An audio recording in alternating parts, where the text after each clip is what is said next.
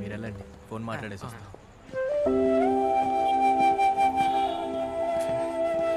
భయ్యా ఓట్కా నేను నేను Cheers.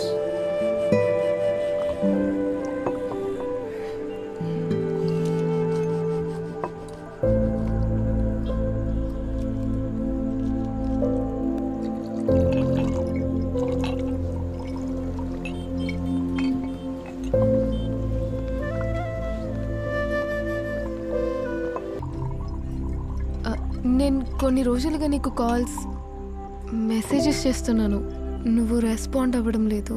ఎందుకు రెస్పాండ్ అవ్వాలి రీను? నేను అలిసిపోయా.